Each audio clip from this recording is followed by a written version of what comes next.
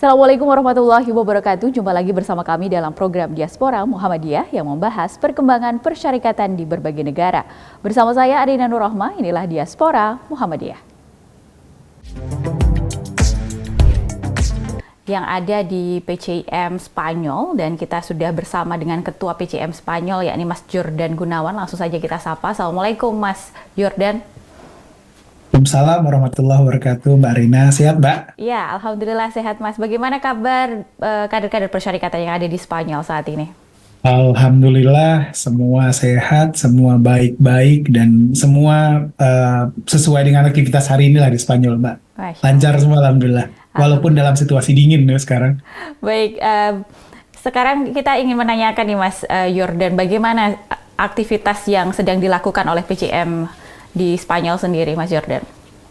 Iya, perlu saya sampaikan terlebih dahulu bahwa aktivitas hari ini dengan kepemimpinan yang baru itu, bahwa PCM Spanyol itu kami didirikan pada tanggal 22 Oktober 2020, yang sebetulnya berakhir pada Oktober 2022. Namun lalu karena ada pandemi dan lain sebagainya, lalu kemudian musyawarah besar itu baru diadakan pada bulan Maret 2023. Dan aktivitas alhamdulillah sampai dengan saat ini berjalan. Kita ada pengajian, ada kajian akademik, ada mengaji for kids juga dan lain sebagainya gitu, yang kita juga selain melihat potensi-potensi lainnya dari seluruh warga persyarikatan yang ada di Spanyol, mencoba untuk memberikan terobosan baru lah selain dengan aktivitas-aktivitas yang sudah ada gitu, Mbak. Baik, saat ini sudah ada berapa anggota di Spanyol? Apakah ada penambahan dari wawancara sebelumnya? Itu banyak sekali dinamika yang terjadi di Spanyol begitu. Nah, saat ini sudah ada berapa anggotanya, Mas?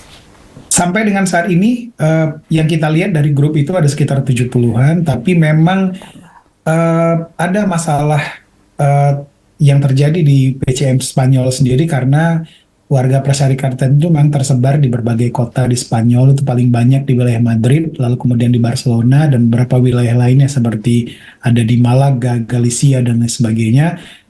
Tapi dengan turnover yang sangat tinggi. Artinya memang karena PCM Spanyol ini pada awalnya didirikan oleh mahasiswa gitu, mahasiswa itu kan durasi belajarnya juga kalau S2 itu hanya 2 tahun maksimal, kemudian yang S3 juga maksimal 5 tahun, sehingga memang pergantian orang dan tingkat perpindahan orang itu dari Spanyol lalu kemudian balik ke Indonesia itu sangat tinggi sekali, sehingga memang kita membutuhkan kader yang lebih banyak ke depannya untuk bisa berpartisipasi secara langsung untuk membesarkan PCIM di Spanyol ini, Mbak. Baik, Mas Jordan, kalau dari 77 anggota yang saat ini berada di PCIM Spanyol yang tersebar di beberapa wilayah di Spanyol begitu, adakah yang sudah tinggal secara permanen di sana?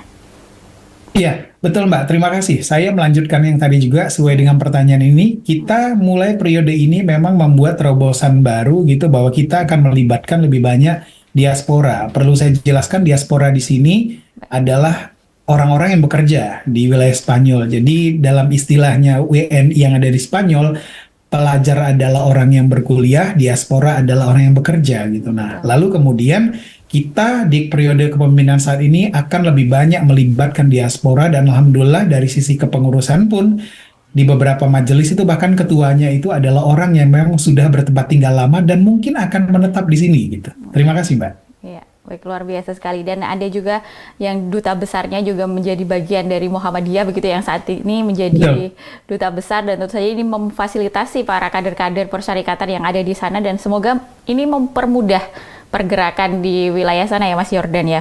Terus bisa disampaikan juga adaptasi para kader-kader ini untuk mengenalkan lebih jauh tentang persyarikatan kepada baik itu masyarakat lokal maupun kepada WNI yang non dari Muhammadiyah begitu, Mas.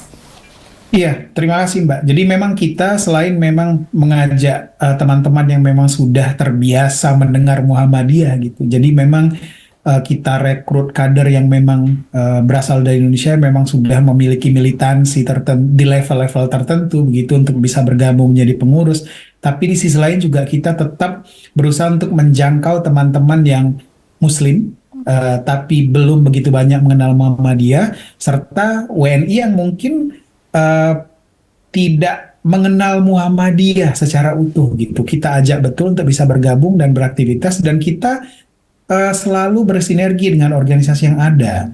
Di sini ada organisasi diaspora namanya di wilayah Barcelona, lalu kemudian di wilayah Madrid. Jadi di perwilayah itu ada organisasi-organisasi diaspora, dan setiap ada kegiatan gitu, kita selalu ikut ambil bagian dengan aktivitas tersebut gitu. Jadi bersama juga dengan Persatuan Pelajar Indonesia yang ada di Spanyol, ada kegiatan, pertemuan, silaturahim, kita selalu ikut bersama gitu dan mencoba untuk terus menyebarluaskan aktivitas Muhammadiyah, bahwa eksistensi Muhammadiyah itu ada di wilayah Spanyol. Baik. Kira-kira gitu, Mbak. Luar biasa sekali. Mas, kalau di beberapa negara mengaplikasikan atau berdekatan atau memperkenalkannya itu dengan banyak hal, baik itu melalui olahraga, kemudian sosial budaya, begitu. Nah, di Spanyol ini kan Spanyol terkenal dengan klub-klub bolanya, sedangkan Muhammadiyah juga mulai mengembangkan basis olahraga sepak bola ini ke wilayah-wilayah begitu, bahkan di kampus-kampus sudah ada fakultas olahraga yang diharapkan nantinya sistem olahraga ini menjadi bagian dari dakwah yang dilakukan begitu di bidang olahraga. Nah, ini apakah juga sudah dipikirkan oleh PCM Spanyol begitu ya? Mengingat kemarin juga Spanyol luar biasa sekali ya, beritanya bahwa membeli gereja begitu ya untuk dijadikan tempat ibadah begitu, dan juga sentra keislaman begitu, Mas. Bisa diceritakan sedikit terkait ini? Iya, Mbak.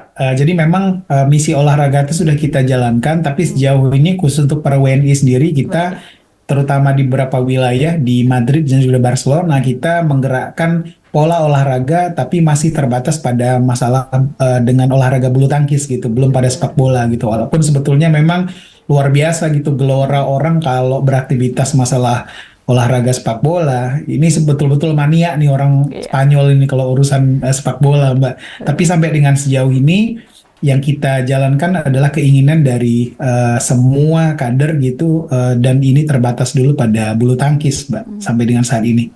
Baik, untuk terkait perkembangan gereja sendiri yang sempat diakuisisi di Spanyol, seperti apa, Mas? Sampai dengan saat ini, saya kira prosesnya juga sedang dilakukan oleh PWM Jawa Timur ya, Mbak ya, dan kita sedang menunggu update sendiri, dan sepertinya prosesnya akan panjang nih, dan kita belum mendapatkan gambaran yang secara utuh gitu. Baik. Prosesnya sampai di mana, tapi saya kira karena pembelinya juga kan bukan orang Spanyol asli ya, Mbak ya, jadi saya kira membutuhkan proses yang cukup lama nantinya, tapi mudah-mudahan segera disegerakan Allah lah, gitu, Mbak. Tapi ada komunikasi ya dengan PCM Spanyol nantinya akan diperuntukkan untuk apa dan lain-lain gitu, Mas Jordan? Ada, jadi PWM Jawa Timur pun sudah pernah langsung berkunjung ke wilayah Spanyol dan juga ke beberapa wilayah dan langsung melihat masjid itu sendiri dan berkomunikasi dengan Pak Dubes, sehingga memang kita mendapatkan informasi ini secara utuh, dan sampai dengan saat ini yaitu prosesnya dalam proses kira-kira pembeliannya, karena memang sekali lagi bukan warga Spanyol, walaupun diperbolehkan memang di wilayah Spanyol sendiri memberi properti dan lain sebagainya, tapi memang membutuhkan proses yang cukup panjang nantinya, Mbak. Saja berbeda dengan ketika membeli properti begitu di tanah air begitu ya, Mas ya. Dan kita penasaran sekali, tadi kan ada kader-kader ini berada di wilayah-wilayah seperti Balenciaga, kemudian ada di wilayah Madrid begitu, kemudian ada di wilayah-wilayah yang bagaimana komunikasi untuk terus update perkembangan PCM Spanyol dan berkoordinasi dan melakukan kegiatan-kegiatan. Bisa diceritakan kepada kami, Mas? Iya, Mbak. Jadi memang karena kita terpisah di beberapa provinsi dan Spanyol ini termasuk negara yang cukup luas gitu, aktivitas kita adakan rapat dan lain sebagainya menggunakan online, tapi untuk aktivitas yang memang kadang-kadang per wilayah ya kita adakan offline gitu. Dan alhamdulillah saya sendiri berada di Barcelona, sebetulnya kalau memang ada aktivitas di beberapa wilayah seperti di Madrid dan lain sebagainya, maka saya yang akan ke sana gitu untuk bisa apa namanya mengikuti aktivitas kader-kader yang dari sana.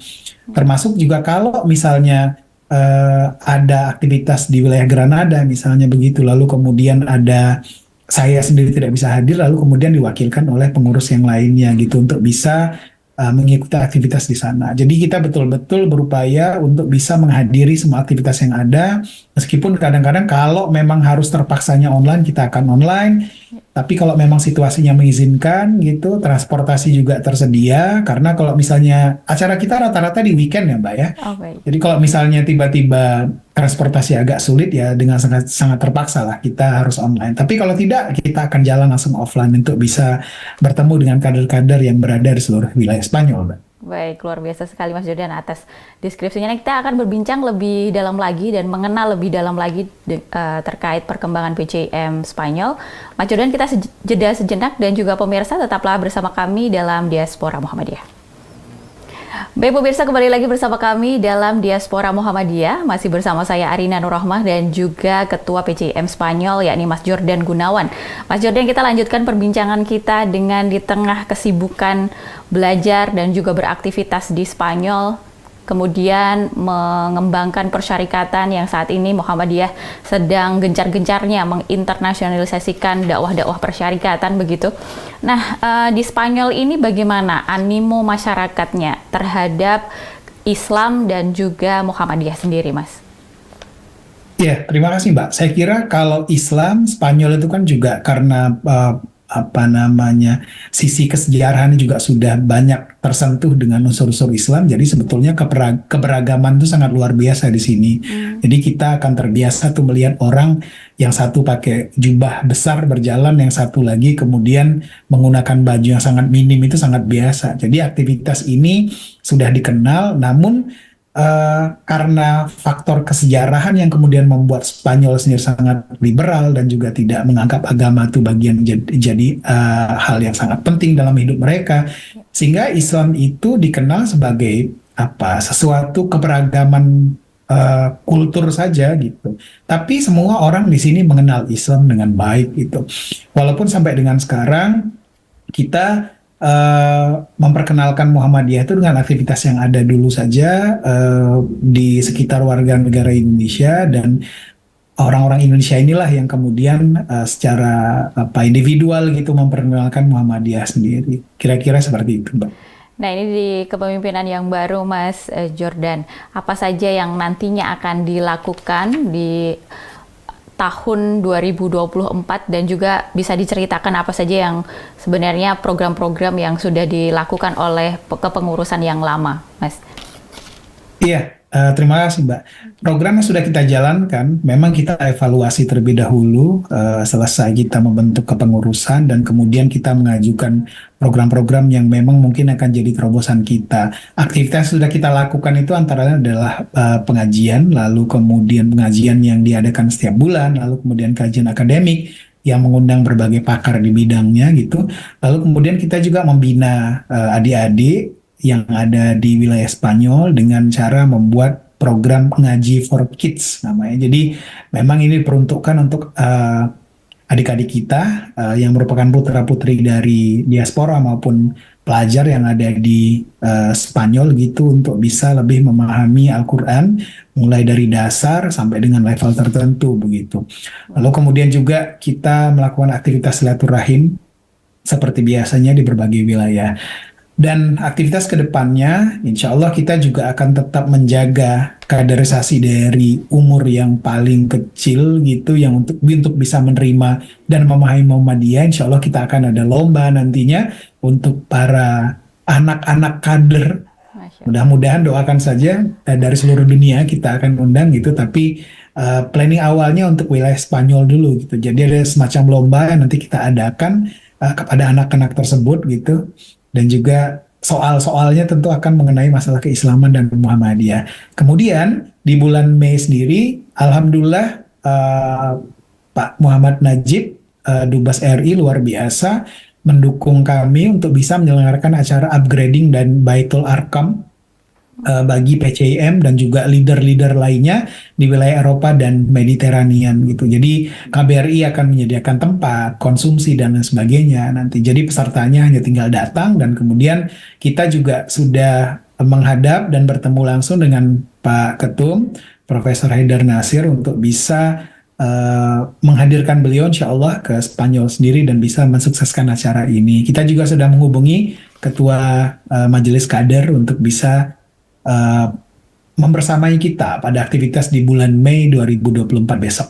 Baik, Begitu, luar Mbak. biasa. Semoga acaranya lancar di Maret mendatang gitu ya. Dan ini luar biasa sekali jika dikumpulkan 77 menjadi hal yang luar biasa sekali dan cukup besar sekali dengan biasanya beberapa di PCM di beberapa negara hanya sekitar 20 orang, 15 orang, yang terbesar mungkin di Mesir ya. Itu juga sangat banyak sekali, di Taiwan juga lumayan Di Malaysia. banyak. Di Malaysia juga bahkan sudah memiliki amal usaha. Di Australia sudah memiliki amal usaha. Semoga di Spanyol nanti memiliki amal usaha begitu ya. Yang Baik, amin. Terima kasih, di, Mbak. di kepemimpinannya Mas Jordan. Mas, tantangan yang saat ini dihadapi oleh PCM di Spanyol apa aja sih? Iya, saya kira ini tantangan yang memang harus kami selesaikan dalam periode ini gitu, walaupun mungkin harus dengan cara bertahap gitu, yaitu adanya perpindahan orang yang sangat cepat begitu, turnover pengurus dan anggota itu sangat tinggi sekali di sini, karena memang sejak awal yang menjalankan roda organisasi itu adalah mahasiswa, walaupun kemudian dalam pengurusan ini kami berusaha untuk bisa mengganti beberapa pengurus itu dengan diaspora yang sudah lama dan mungkin akan menetap di wilayah sini, karena memang pada akhirnya para diaspora dan juga pekerja inilah yang akan lebih banyak bisa membesarkan Muhammadiyah di kemudian hari gitu. Betul. Usaha yang sudah kami lakukan untuk masalah ini, kami sudah langsung bicara dengan Ketua Umum PP Muhammadiyah dan beliau menyarankan untuk bisa langsung menghubungi beberapa rektor PTMA dan sebelumnya ini juga sudah kami jalankan. Saya sendiri personal sudah presentasi di beberapa PTMA, antara lain UHAMKA, kemudian Unismu Makassar gitu, untuk bisa menjaring dosen-dosen muda dan juga mahasiswa untuk bisa bergabung di PCM Spanyol dan melanjutkan studi mereka di sini, Mbak. Wah, luar Dan biasa. ini prosesnya masih terus berjalan. Kami menerima konsultasi dari beberapa dosen dan juga mahasiswa yang ingin menjadi calon mahasiswa sini, insya Allah. Menarik sekali, ini pasti memberikan angin segar untuk para dosen-dosen yang sekarang berada di mengajar di semua amal usaha Muhammadiyah yang tersebar di berbagai wilayah. Mas, kita nanti akan lanjutkan perbincangan kita. Pemirsa TVMU tetaplah bersama kami akan segera kembali di Diaspora Muhammadiyah. Baik pemirsa, kembali lagi bersama kami dalam Diaspora Muhammadiyah. Masih bersama saya Arina Nurrohma dan juga Mas Jordan Gunawan selaku Ketua PCM Spanyol. Mas Jordan, berkaitan dengan beasiswa tadi ya. Tentu banyak dan tips dan juga tadi PCM Spanyol mengawal. Nah, ini biasanya apa sih yang harus dipersiapkan oleh para kader-kader muda yang ingin belajar maupun bekerja di negara lain, terutama di Spanyol begitu? Ya, terima kasih Mbak. Berkaitan dengan beasiswa, tentu yang banyak juga yang bisa menggunakan beasiswa seperti LPDP maupun Erasmus program gitu di berbagai kampus di wilayah Spanyol. Jadi memang ini juga kita agak heran gitu, banyak WNI yang justru tidak menggunakan kesempatan ini. Jadi Spanyol itu belum menjadi destinasi yang sangat besar untuk warga negara Indonesia, padahal memiliki kampus yang bereputasi juga gitu, termasuk kalau Mbak Rina tahu ada Indonesian International Student Mobility Awards, itu ISMA, itu setiap tahunnya itu bisa mengirim sampai 20-an mahasiswa di satu kampus, Mbak. Iya, iya. Jadi sementara kampus-kampus yang menjadi tujuan itu sekitar 5 kampus, jadi mungkin ada puluhan bahkan mungkin ratusan gitu yang dikirim ke kampus-kampus yang ada di Spanyol gitu. Saya kira Baik. hampir sama dengan negara-negara di Eropa lainnya gitu. Spanyol juga menerapkan internasionalisasi di kampus sehingga memang penguasaan bahasa itu sangat penting begitu dan mafhum. Namun itu hanya di wilayah kampus. Jadi seperti negara-negara yang tidak native English gitu. teman-teman yang ingin melanjutkan studi ataupun memang bekerja di wilayah Spanyol haruslah bisa menguasai bahasa Spanyol dengan baik gitu. Baik. Bahkan di beberapa Ini wilayah kunci ya itu sekarang dialeknya beberapa berbeda-beda negara gitu, ini Mbak. Jadi kalau memang misalnya orang Barcelona itu bahasa Spanyol dan bahasa Katalan gitu. Agak baik, berbeda ini, Mbak.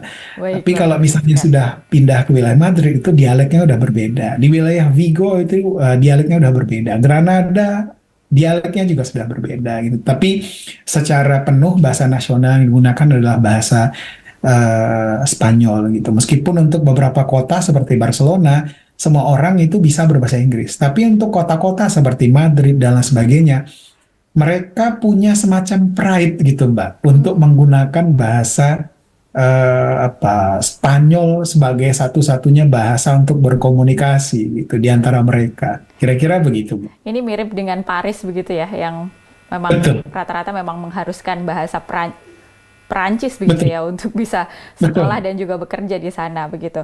Nah, Iya, jadi ya silakan, Mbak. ya, artinya peluang untuk beasiswa atau sekolah maupun bekerja di Spanyol itu sebenarnya masih sangat besar dan terbuka, dan tentu saja ini informasinya dari Mas Jordan tadi masih belum dimanfaatkan semaksimal mungkin untuk para kader-kader, baik itu kader Muhammadiyah maupun para generasi muda di tanah air begitu ya Mas ya. Betul, saya kira memang kita sekarang berusaha keras gitu untuk bisa mengajak kader-kader Muhammadiyah untuk bisa melanjutkan studi di wilayah Spanyol sendiri. Perlu diketahui hari ini itu beberapa kampus justru perguruan tinggi negeri yang banyak menjangkau wilayah Spanyol dan sudah mulai masuk ke beberapa kampus yang ada seperti dari UI, ITB, UNS, UNES, kemudian UNER dan lain sebagainya gitu yang sudah mulai bekerja sama dengan kampus-kampus yang ada.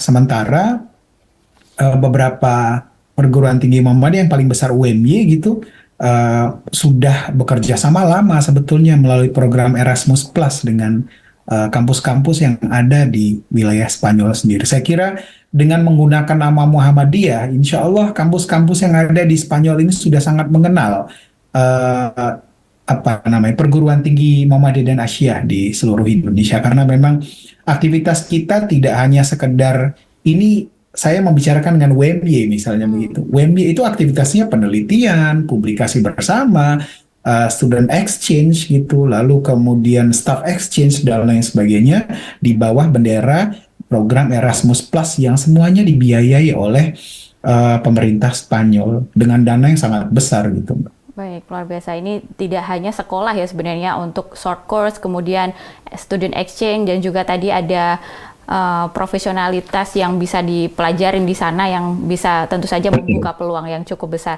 Ini betul. semoga menjadi informasi yang cukup baik begitu untuk pemirsa TVmu yang nantinya ingin bekerja maupun belajar di Spanyol. Mas, terakhir untuk harapan apa saja yang nanti ke depannya untuk PCIM Spanyol maupun para kader persyarikatan di berbagai negara? Iya Mbak, saya kira harapannya hampir sama juga dengan PCM yang lain-lainnya juga gitu. Kita berharap ada kontinuitas gitu dari PCM sendiri, terutama yang di wilayah Spanyol dan juga stabilitas keanggotaan gitu. Karena kita punya program yang banyak, kita punya mimpi yang besar, tapi ternyata kader itu tidak tersedia, itu juga akan menjadi masalah gitu. Tidak ada yang menggerakkan. Saya kira dengan kesibukan yang sangat luar biasa, demografi yang berbeda dengan Indonesia, lalu kemudian dari sisi geografis juga gitu, memang kita harus memiliki kader di berbagai lokasi di wilayah Spanyol gitu, untuk bisa membesarkan Muhammadiyah itu sendiri, tapi tentu dengan restu dari seluruh warga negara Republik Indonesia dan juga PP Muhammadiyah gitu untuk bisa membuat PCM ini terus berlayar, berlanjut dan tentu yang paling penting adalah stabil untuk bisa menjalankan roda organisasi Iya. dan tujuan dari persyarikatan itu sendiri. Baik, luar biasa sekali. Sekali lagi terima kasih Mas Jordan atas waktunya Terima di kasih. Diaspora Muhammadiyah. Semoga nanti ada progres yang lebih baik atau informasi-informasi lagi yang bisa disampaikan kepada pemirsa TVmu dan juga masyarakat secara luas terkait bagaimana kegiatan-kegiatan yang dilakukan oleh PCIM Spanyol. Saya sekali lagi mengucapkan terima kasih dan juga salam untuk para kader PCIM yang saat ini berada di berbagai wilayah di Spanyol. Ya, terima kasih sekali Mbak Rina. Ya. Baik pemirsa, itu tadi perbincangan saya dengan Ketua PCIM Spanyol, Mas Jordan Gunawan.